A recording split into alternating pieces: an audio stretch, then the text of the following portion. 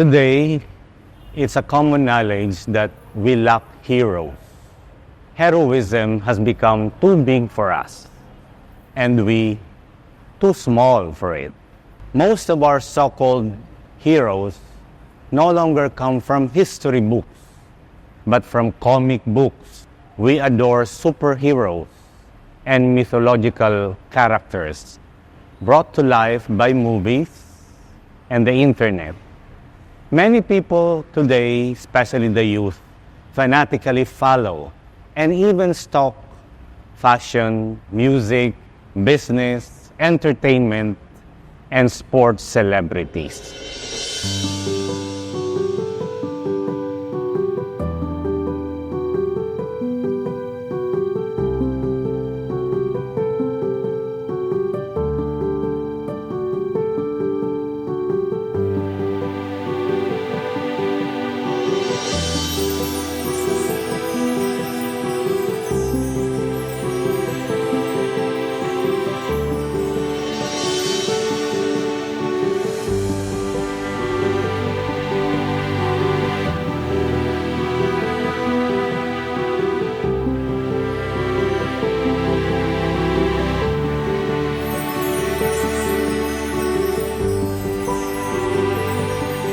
This distorted sense of heroism is largely due to the mass media.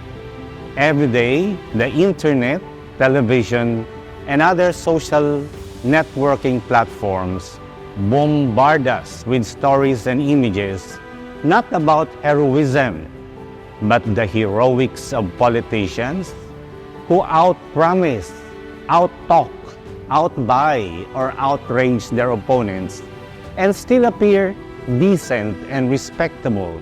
Also the heroics of criminals whose lawless exploits are set up by movies for us to emulate.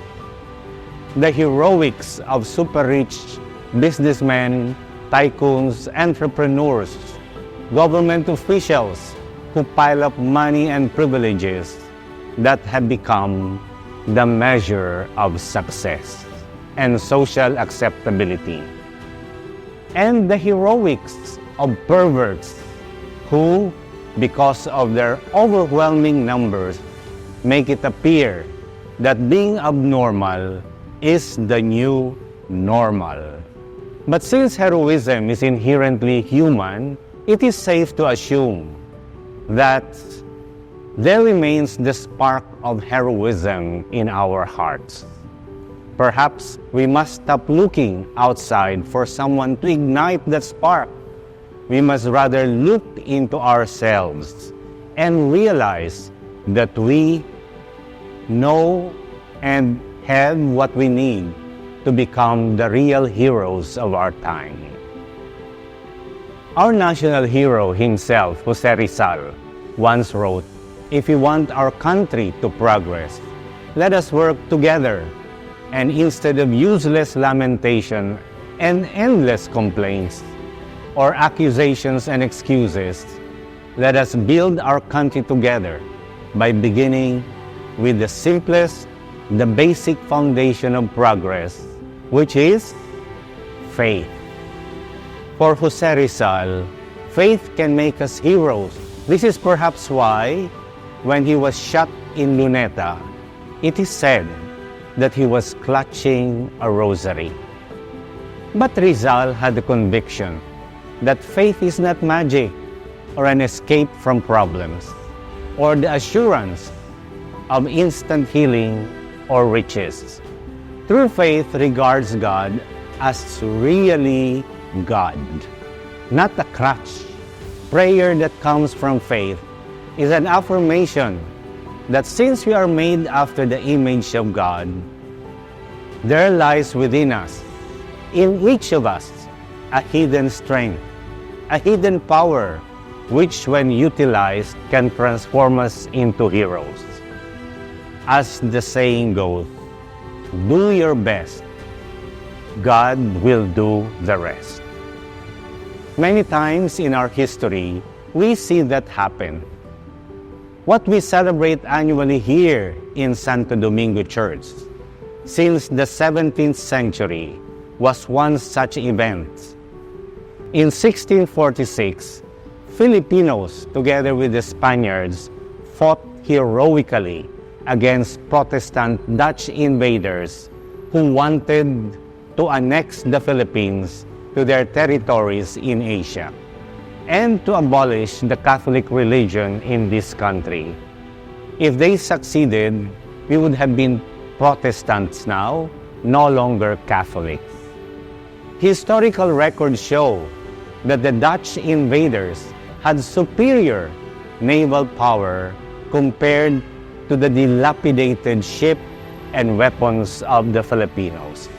But before they fought the enemy, the Filipino soldiers stormed heavens, unashamedly praying the Rosary, asking the Blessed Virgin Mary to intercede for them to God.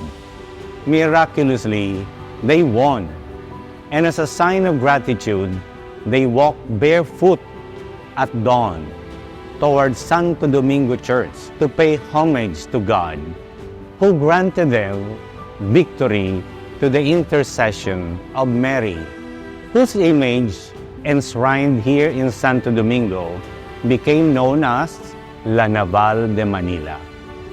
This began the centuries-old practice of holding annual novena to Our Lady of the Rosary, La Naval de Manila, which culminates with a procession of her image attended by thousands of Marian devotees.